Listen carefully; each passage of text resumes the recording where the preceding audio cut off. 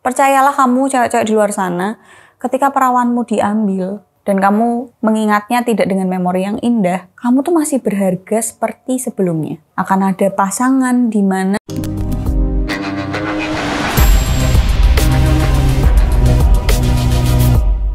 Welcome back to the channel of Adela Wulandari Duan and Only. Lagi makan guys. Ini bukan channel food ya, tapi host kita makan guys. kurang ajar, jadi katanya makan dulu mbak. Justru ini menariknya, ini momen paling langka. Video pertama mbak lagi mbak makan sambil eating gitu kan. Sumpah ini sosis enak banget sumpah. Demi Allah. Padahal makan gini doang ya, aduh. Jadi pengen makan juga. Nah, jadi gini mbak. Ada temannya Davi mbak, yang nge-email kemarin. Jadi ceritanya tuh panjang sebenarnya curhatannya. Tapi dari situ aku dan Davi muncul pertanyaan mbak soal perawan. Kalau cewek udah kehilangan perawan, itu sebenarnya perlu gak sih dia minta pertanggungjawaban mantannya? Enggak, Mbak. Karena dari ceritanya tuh kayak siapa yang salah gitu loh. Entah siapa yang salah, tak tahu. Jadi nggak tahu siapa yang salah, tapi yang jelas yang dirugikan kayak yang Mbak bilang kan. Yang ngomong nggak tahu siapa yang salah tuh siapa? Iya, yang curhat Mbak. Dan ya kami menyimpulkan sih emang ya siapa yang salah sebenarnya. Yang curhat ngomong gitu. Nah Mbak, kalau lebih kayak gitu loh. Intinya tuh perlu gak sih orang yang udah kehilangan perawannya tuh minta pertanggungjawaban sama mantannya? Tunggu, nasiku bentar lagi habis. Tak jawab. Gue mana-mana mau makan nih. Kayak harus ada nasi lagi gak sih? Tolong ya Dep, dikit aja. Cuma sausnya dikit. Kita jawab sambil agak sedikit kepedesan. Karena Bumil pedes saus aja udah kepedesan sekarang. Anjing pedes banget ternyata. Perlu nggak minta pertanggungjawaban? Ini tuh pertanyaan menggelitik ya. Apa?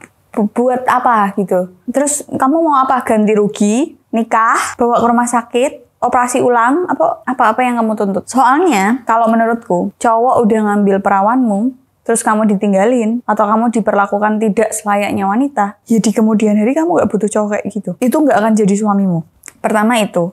Kedua, cewek-cewek yang curhat selama ini, termasuk di sini temennya Davi, mereka semua sadar apa yang mereka lakukan salah. Mereka semua melakukan hubungan badan atau yang biasa orang-orang kalau curhat ke aku tuh disingkat HS. Itu dengan sadar, bukan dengan tidak sadar. Sejauh ini loh ya. Mbak, ada aku temanku diiniin dulu. Nih gini. Ada yang nggak sadar, tapi dia sadar gini. Mbak, aku tahu sebenarnya aku tuh udah mau pulang mbak, tapi tuh aku dipaksa atau aku tuh diajak minum lagi sampai aku dimabuin minuman yang aku nggak tahu. Ngerti nggak sih? Kayak kata-katanya tuh aku tuh sebenarnya udah tahu, tapi gitu loh. Jadi sebenarnya tuh dia sendiri, si wanita ini tuh udah tahu kalau ini salah. Udah tahu kalau ini berujung tidak baik. Udah tahu ini adalah siasat laki-laki. Jadi tanpa aku ngasih tahu, tanpa aku bikin konten pun, wanita di luar sana itu sudah tahu siasat laki-laki, taktik laki-laki untuk mendapatkan perawan atau untuk mendapatkan suatu kenikmatan.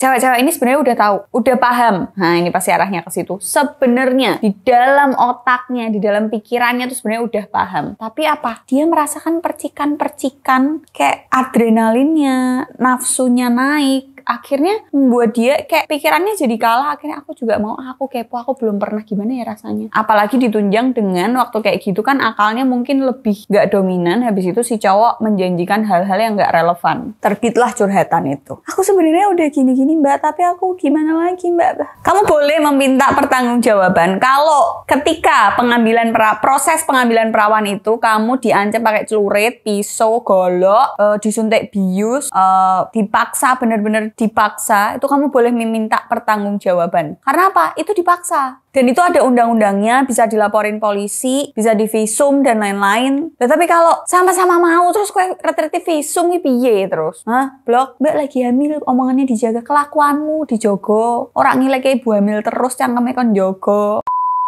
Tapi gini, mau nggak mau, aku merasa karena saking banyaknya curhatan tentang kehilangan perawan, kita nggak bisa ngajarin nanti kamu kalau dewasa atau nanti kamu kalau remaja harus begini-begini, nggak bisa. Namanya proses tumbuh kembang. Kita juga harus membiarkan anak itu harus eksplorasi sendiri. Kalau dia kejeduk atau jatuh kepleset di situ, besokannya dia tahu nggak akan lewat situ, atau kalau lewat situ akan lebih hati-hati. Itu kan namanya eksplorasi tuh, ya kan, akhirnya jadi dapat pelajaran dan lain-lain. Ketika perawanmu hilang, sedih, sakit, iya, tapi itu bukan akhir dunia. Itu bukan kiamat. Tapi jadikan itu sebagai pelajaran, kamu harus bangkit lagi. Kamu tuh bukan barang rongsokan setelah itu. Orang tuamu pasti akan tetap menerima anaknya gimana pun keadaannya. Cuman, kamu juga nggak boleh terperosok ke lubang yang sama. Mungkin dengan pergaulanmu yang terlalu luas atau terlalu bebas, atau mbak pergaulanku nggak bebas mbak, tapi aku keblondrok sekali itu aja. Ya udah, untuk keluar dari situ tuh emang agak sulit. Pasti ada teman-teman yang ayolah main lagi, ayolah ini itu, ayolah ngajakin apa segala macam dengan iming-iming, ayolah laki-laki pasti akan merayu kamu dengan segala macam caranya. Tapi jadikan itu semua sebagai pelajaran. Akan ada waktunya di mana kamu akan menemukan laki-laki yang mau menerima kamu apa adanya.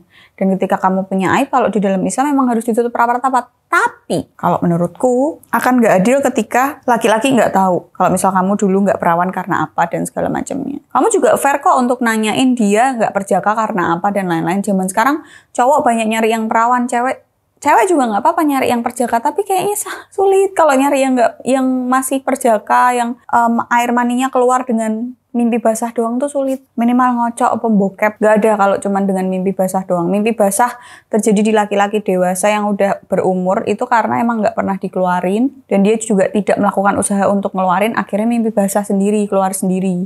Itu metabolisme tubuhnya kali ya. Nah, jarang kamu akan nemuin kayak gitu. Ya minimal ngocok, minimal apa segala macamnya, nggak apa-apa. Akan ada laki-laki yang nerima kamu. Kalau di pertengahan jalan tiba-tiba ada laki-laki yang ngakunya menerima keadaanmu tapi menyalahkan, contoh, ya udah aku nerima kamu apa adanya, tapi kamu juga harus ngelakuin itu sama aku, tinggalin. Bukan laki-laki yang baik, dia tidak menerima kamu, dia hanya memanfaatkan. Iya, memanfaatkan. Tapi bertameng aku menerima kamu apa adanya. Terus nanti akan toksik dengan ngomong gini, cuman aku yang bisa nerima kamu, tahu nggak? Cuman aku yang mau nerima kamu, cewek yang udah nggak perawan begini-begini, kamu tuh lonte bele. Camkan omongan saya. Sudah banyak wanita-wanita yang dapat laki kayak gitu. Pasti akan ada suatu saat laki-laki yang benar-benar nerima kamu apa adanya, open minded, bukan menghalalkan free sex, enggak, tapi ya itulah hidup dia nerima. Karena aku sama kamu tuh untuk sekarang dan masa depan. Bagus kata-kataku ya. Tapi buat cewek-cewek di luar sana yang kalau kamu masih nggak bisa move on dengan kejadian itu dan terus menyalahkan, kan banyak nih cewek yang menyalahkan momen dimana keperawanannya diambil untuk membuat kelakuannya yang sekarang yang badek ini tadi itu jadi benar. Ya udah, kamu akan stuck di situ terus nggak move on. Kamu akan stuck dengan kerusakanmu. Misal nih, aku terus akhirnya ngepil. Amit-amit. Misal akhirnya aku ngepil mabuk-mabukan dan dipakai sana sini dengan alasan soalnya dulu aku pernah gini. Itu namanya orang yang nggak move on. Itu namanya orang yang bertameng pada sesuatu, mengkambing hitamkan sesuatu yang sebenarnya bisa dia rubah. Percayalah kamu cewek-cewek di luar sana, ketika perawanmu diambil dan kamu mengingatnya tidak dengan memori yang indah, kamu tuh masih berharga seperti sebelumnya. Akan ada pasangan di mana menerima kamu seutuhnya, apa adanya. Nggak pamrih, tanpa alasan. Pasti, nggak mungkin nggak. Mbak, tapi aku udah umur segini. Segini tuh seberapa? Biasanya orang-orang dengan mempertanyakan umur segini tuh masih belasan. Masih 20 awal. Ya nggak? Masih sekia, bocah. Mempertanyakan hal itu. Kadang aku ketawa aja kalau anak-anak umur belasan udah, aku nggak mau hidup mbak, aku udah nggak suci lagi, nggak ada laki-laki yang mau nerima aku udah trauma sama laki-laki. Aku udah trauma sama laki-laki tapi tiap hari statusnya tentang cowok. Porak mending aku mangan wae. Sekarang kalau kamu misal nih, enggak mbak, aku udah diambil perawannya sama dia, aku harus minta pertanggungjawabannya. Sekarang dipikir, dia udah nggak sayang sama kamu, udah nggak suka sama kamu, dia cuma mau perawanmu doang, dia udah sama cewek lain, kamu masih menuntut itu, kamu mau hidup selamanya dengan laki-laki seperti itu? Coba bayangin aja. Hidup dengan laki-laki yang tidak menginginkan kamu itu nggak enak. Orang hidup dengan laki-laki yang ngoroknya kebanteran udah nggak enak gitu loh tidurmu. Apalagi laki-laki yang tidak mengharapkanmu.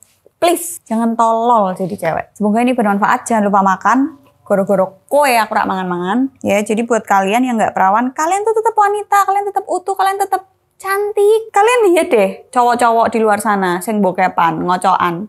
udah celup sana sini, bahkan udah pernah kena penyakit. Bentukannya piye? Gila nih. Tapi dia pede-pede wae toh. Mbak, terus berarti aku harus kayak gitu, Mbak? Enggak. Ya itulah sampah-sampah. Kalian lihat sampah aja masih bisa hidup. Kalian itu hanya berlian yang berdebu, tinggal dipoles doang jadi mengkilap. Selesai. Ya jadi jangan insecurean jadi cewek. Satu lagi. Jangan pernah minta pertanggungjawaban ke orang yang ngambil peranmu dengan tidak senonoh, pemerkosaan dan lain-lain. Karena dengan dia melakukan itu aja itu udah suatu bentuk tindakan tidak bertanggung jawab. Jadi apa yang mau kamu minta dari dia? Selamat makan.